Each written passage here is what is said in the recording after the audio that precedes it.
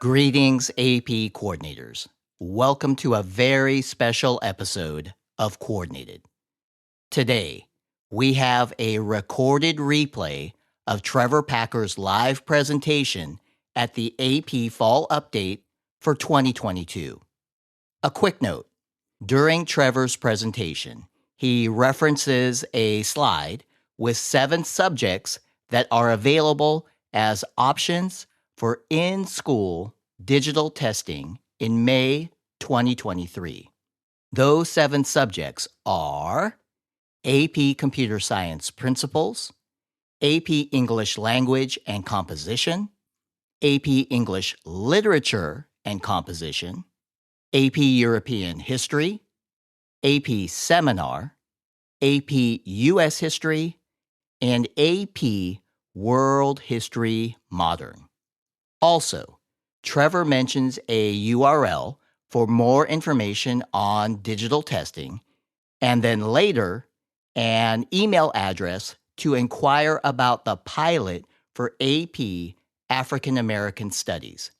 No need to pause the episode to write those down.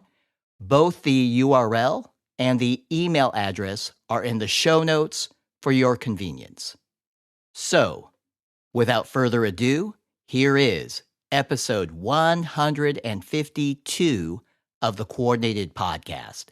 Here is Trevor Packer, Senior Vice President of AP and Instruction, with the 2022 AP Fall Update. Hi, good afternoon or good evening or good morning, depending on your location. I'm going to speak very quickly. One of the challenges of a community of educators that involves 38 different subject areas is that there is a lot of information that is subject specific that requires fast speaking. I love the diversity of the AP community. Each subject seems to have its own personality. If you go to the AP Calculus reading, for example, it's a group that loves puns. They will wear different t-shirts each year, a famous one that said, "Don't drink and derive," things like that. Whereas if you go to the AP Computer Science community, that's a group that loves costumes. There'll be one year where you go to see the computer science exam scored, and all of the AP Computer Science readers will be wearing pirate costumes and things like that. So very different communities with very different personalities and very different needs. So with that in mind, I want to start by talking about what happened with the AP exam results this past year. In 2022, actually, let me back up. In 2021, the AP exam scores were the lowest they had ever been in 65 years of the AP program's existence. Not surprising. The drop in scores was correlated to degree of school closures. Many schools needed to shut to address issues related to the pandemic. And as schools shut, instructional time dropped and instructional quality challenges emerged, as you all know well. And we saw lower scores than ever before. So there was a big question: what would happen to the AP scores in the 2021-2022 academic year, the first year with buildings reopen worldwide? And so I have those results to share with you, and they're surprising in many ways, because with the return to school openings, AP classrooms were not as full as they had been in the past. Teachers had lost the time to recruit students.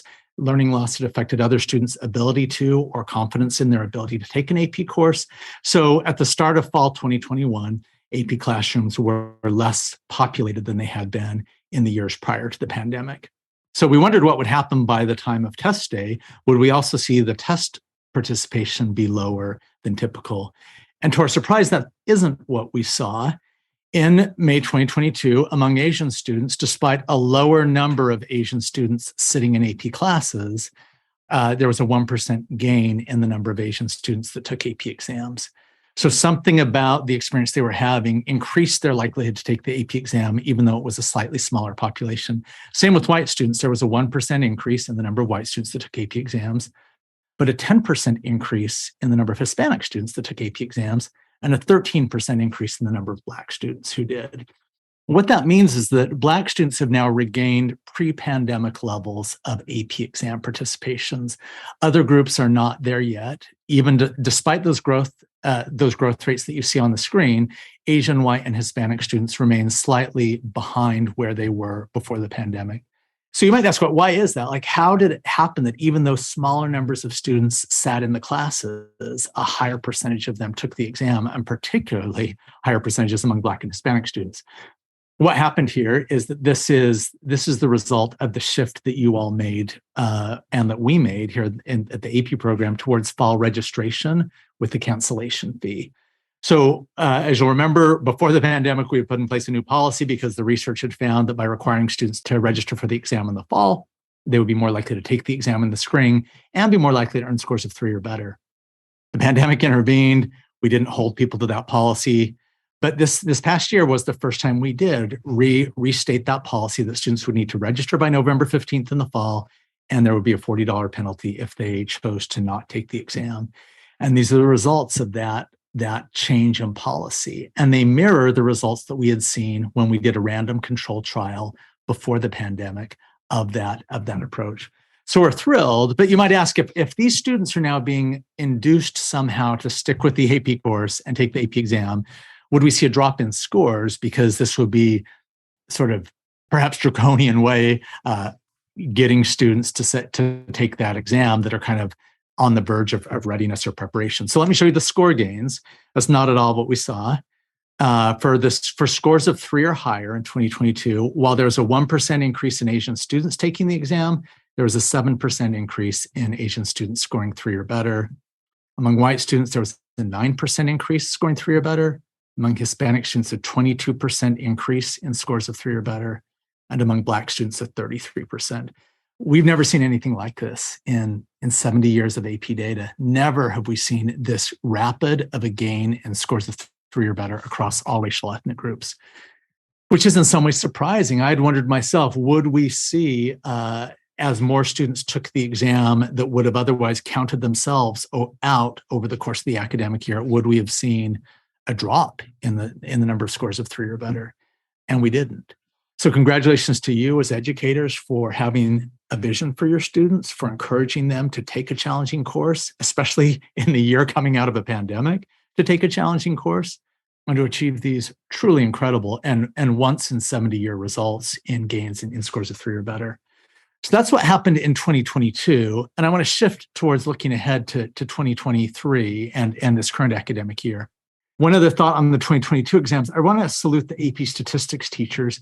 In AP statistics classrooms this past year, there was a 29% increase in the number of Black, Hispanic, and American Indian students taking AP statistics.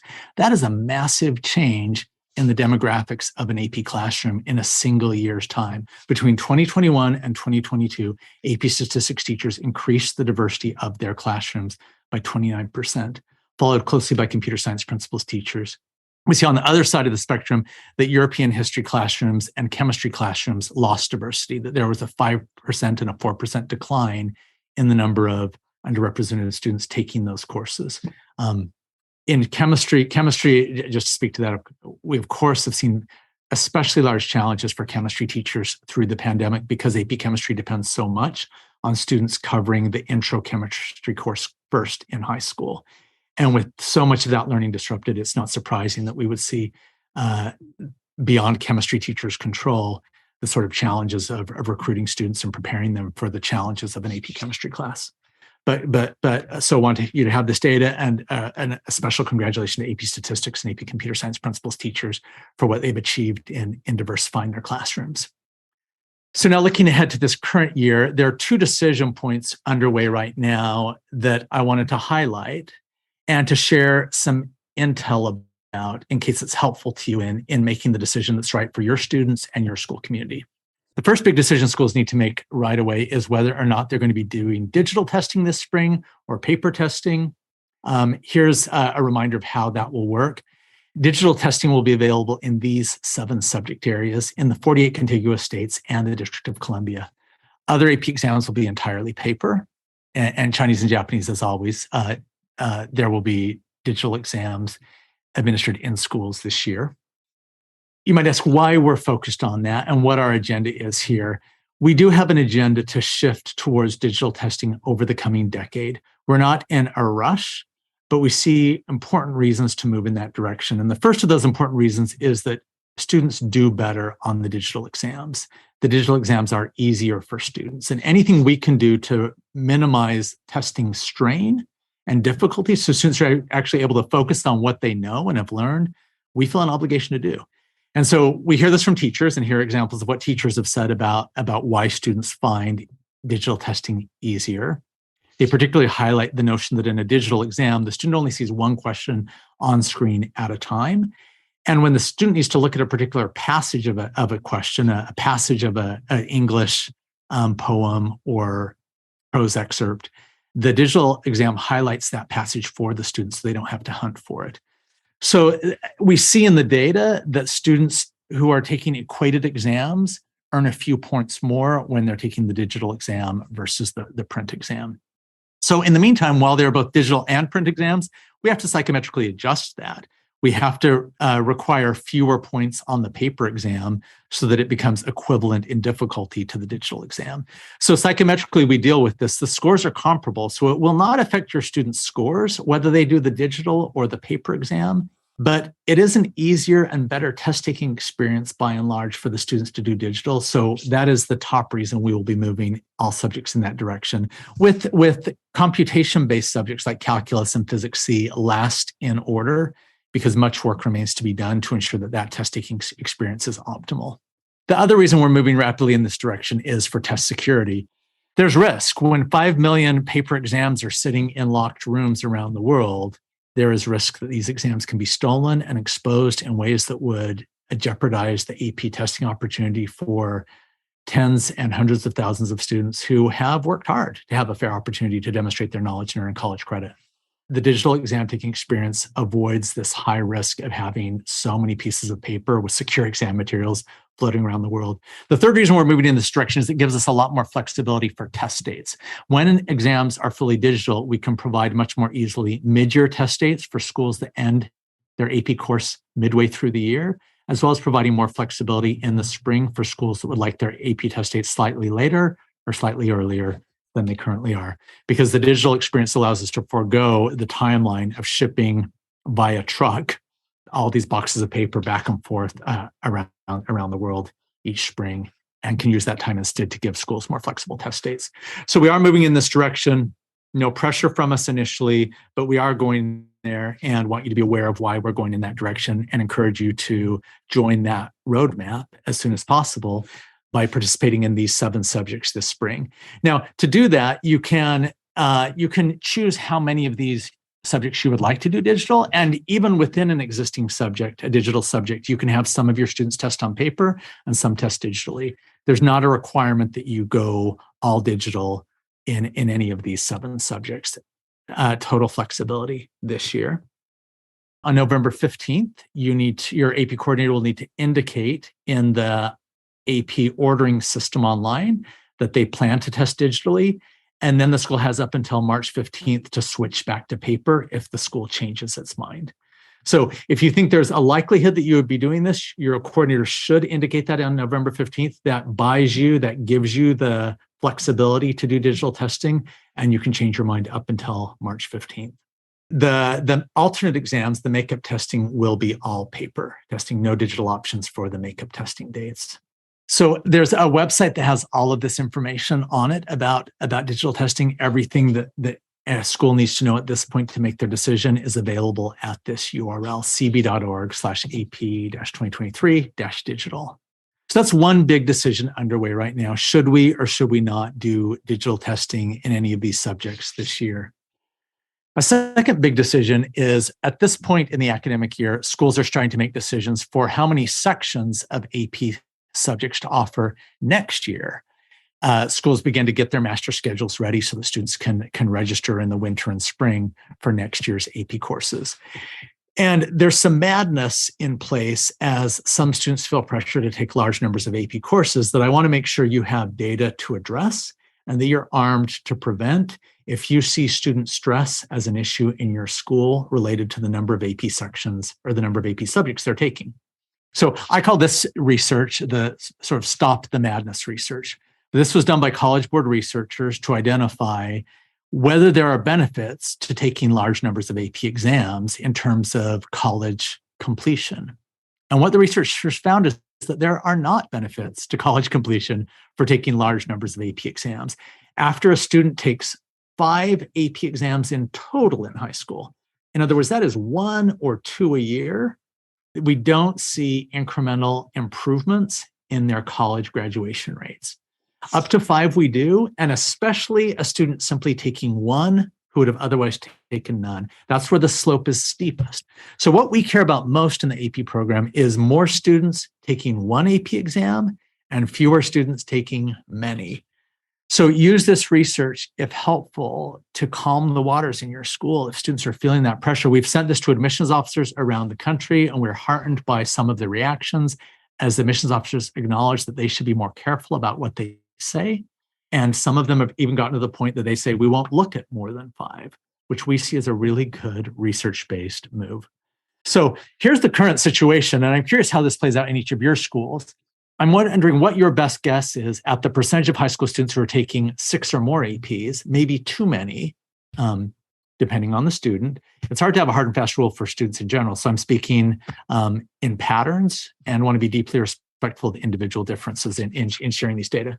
And then I'm curious what percentage of high school students in your school are taking what might be an optimal number, 1 to 5 in total, and what percentage of your high school students aren't getting access to any. Here's what it looks like nationwide in public schools. In public schools, 7% of high school students are taking what might be considered more AP than are needed. 28% are taking what might be an optimal number of 1 to 5 APs, and 65% are getting access to none of them. So our real agenda in the AP program is how can we move the 65% of kids who get none, help them get 1 as a starting point, without increasing the pressure on the 7% to take more. Like, how do you thread that needle from a messaging perspective? How do you speak to both of these needs, reducing the pressure on a small number of kids that are taking too many, while increasing the opportunity for kids who have none? So with that in mind, we're launching an AP pre-calculus course, and we want to issue a strong word of caution, warning, and advice. If AP pre-calculus is offered by your school as a course for the kids that are already on track to succeed in AP calculus, we would encourage you to rethink that. The last thing that students taking AP calculus who are well prepared for AP calculus need, in most cases, is yet another AP, another notch on their belt, another feather in their cap. Like these are the students that are at risk of feeling pressure to take more APs than they need. Whereas there are many students who don't begin Algebra 1 until 9th grade who have no shot at getting to AP calculus, who would really benefit if schools put AP pre-calculus into place for them. So here's the situation with AP pre-calculus. High school pre-calculus as it is already in high regard and has been well researched as an effective high school course. One of the glories of American high schools today is the strength of American high schools pre-calculus programs, because from a content perspective, they use the same textbooks as colleges and cover similar topics to college pre-calculus. However, research finds that high school pre-calculus does a much better job of preparing students for college than college pre-calculus does, even when controlling for differences in SAT score. So what is it about high school pre-calculus that is better? It appears to be the sheer difference in instructional time. If a student has the benefit of taking pre-calculus in high school, they typically receive 140 hours of support from their teacher, instructional time. Whereas if they wait, if they give up on math in high school, take it easy as a senior, and then retake math in college, they will have that same amount of content in just 48 instructional hours. So it's a huge advantage in American education to get more high school students to the point that they finish pre-calculus in high school rather than waiting and taking that challenge in college, where 40% of students fail their math requirement. So AP pre-calculus is not trying to reinvent a wheel that already runs very smoothly in high school today. There will not be new textbooks required for AP pre-calculus. There will not be more instructional time. There will not be differences in topics in relation to what is typically taught in college and high school pre-calculus nationwide. So what AP Calculus will be doing differently is simply providing these students who are already taking an advanced math class with the incentives and supports they deserve: GPA bonus points, college credit opportunities, AP daily videos to support their learning, free online practice through AP Classroom, and AP teacher workshops to support a teacher community. So we're really, again, not trying to do something different here. We're trying to come in and provide encouragement and incentives for students to stick with 4 years of math in high school and complete that math requirement in the nurturing and supportive and extensive environment of 140 instructional hours there. In short, our position is that every student who is ready for high school pre-calculus is ready for AP pre-calculus. In the same way that high schools don't offer AP calculus and regular calculus, they simply offer AP calculus. We encourage high schools to do the same with this advanced math course. Pre-calculus courses should simply be offered as an AP option for students, so the students have the benefit of or have the opportunity to receive the college credit that they deserve. There's no other AP subject for which that's true. There's no other AP subject where the high school course already is being offered at the college level. AP English, AP Biology, AP US History, they are all an advanced version of what is currently taught in high school. AP Pre-Calculus is a comparable version to the advanced math that is already being taught in these pre-calculus classrooms. So please consider this as an option for your 12th grade students who will not have an opportunity to earn calculus credit, but who deserve an opportunity to earn pre-calculus credit. And please consider this as an option for 11th grade students who deserve better preparation for AP Calculus. The most frequent scores in AP Calculus are 1s and 2s. So clearly a large segment of the students that are ending up in AP Calculus deserve better preparation and should be considered for AP pre-calculus opportunities. A second decision that schools need to make right away is whether or not you want to be part of the pilot of AP African American Studies next school year. There's a small pilot currently underway. 60 schools nationwide are piloting this course, and we'll be expanding that pilot to 300 to 500 schools next year. AP African American Studies is a multidisciplinary course, so it can be taught by teachers from a variety of different academic backgrounds: arts, humanities, English, political science, history, and so on, geography. So if you're interested in having your school pilot AP African American Studies, the time to act is now. We are sending out invitations this month to schools that have indicated a desire to be a pilot site. If your school would like to pilot, please send an email right away to this email address, apcoursepilot@collegeboard.org, so that we can review your interest and provide an invitation. If you're invited to participate in the pilot, we need to execute a legal agreement with you for research purposes by January. There'll be an onboarding webinar for your school in February, and then AP Summer Institute's virtual and face-to-face next July and August. A third and final decision that needs to be made right now is whether or not adding sections of AP Seminar into your 10th grade English program would be useful. Again, the reason here would not to be to provide one more AP for students that are already on track to take AP English Language in 11th grade or AP English Literature in 12th grade. But for students who are not on track for that, providing them with AP Seminar as part of their English 10 experience can give them a really strong foundation in critical reading and critical writing that can be of tremendous benefit to them.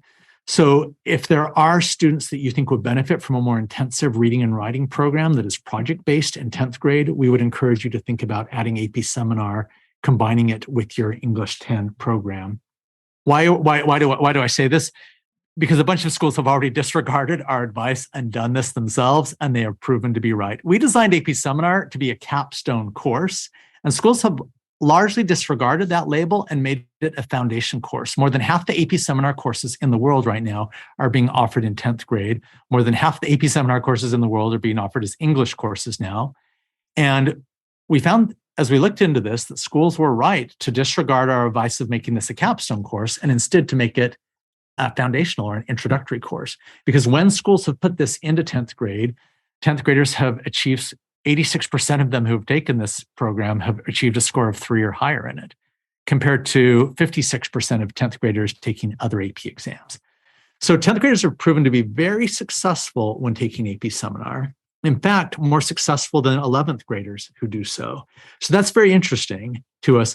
And then we looked at how these students did when they went on to take other writing-based AP subjects in 11th and 12th grade. And we found that when you control for other contributions to success in AP, students who had the benefit of AP Seminar in 10th grade were achieving statistically significant boosts in their AP scores in AP English, AP US History, AP US Government. So if you're looking for a way to better prepare students who aren't currently on track for some of the APs that you offer in 11th and 12th grade, we strongly encourage you to think about offering AP Seminar for some of your 10th grade English students who would benefit from that experience.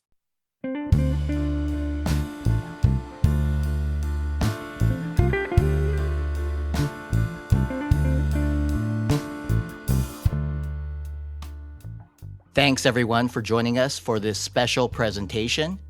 Rachel and I will be back next episode with more tips and best practices to help guide AP coordinators as we manage student rosters in AP registration and ordering and prepare to submit our AP exam orders. Thanks again, everyone. We'll talk with you soon.